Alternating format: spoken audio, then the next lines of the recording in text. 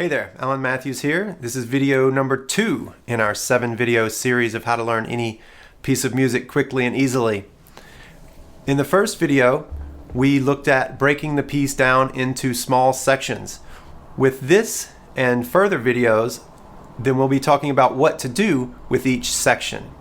And so, now that we have a small section of music, our next thing to do, this step, is to ask ourselves the question, do I know all the notes and musical markings? And by all the notes and musical markings, I really do mean all of the notes and musical markings.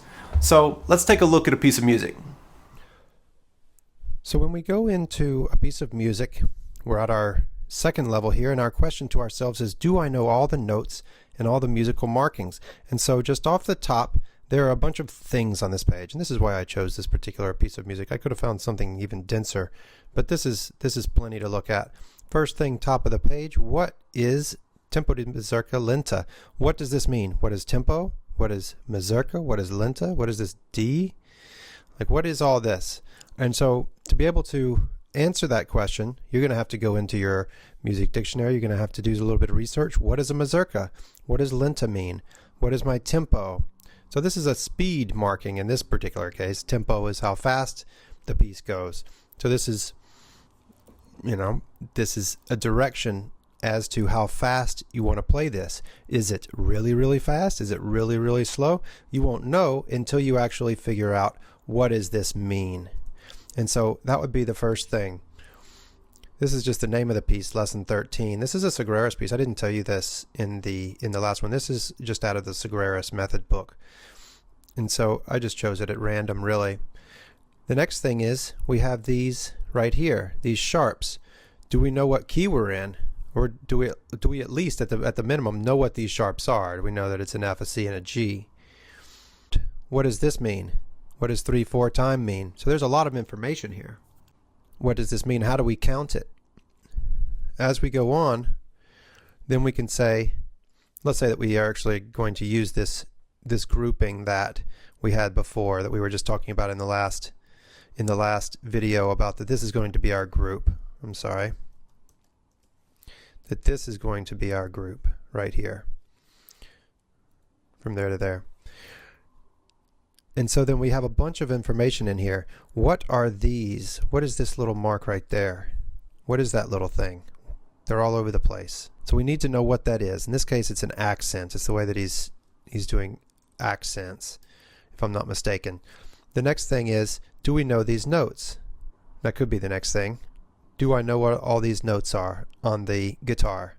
Do I know which ones are sharped because of the key signature? Also, what are these numbers right here? This little number. There's a 2 right here. There's a 1, 1, 4, 2. All these little markings, we need to know what those are so that whenever we go to play it, we aren't just guessing. We're not just hacking it. We're actually doing it. And how about this? What is this M-A, M-I-A? These are obviously right-hand fingerings, as we'll get into in a couple of videos. And so we have to go through this. Now, as we move through the piece, down here, look at all this right here. Here's another big bunch of stuff down here.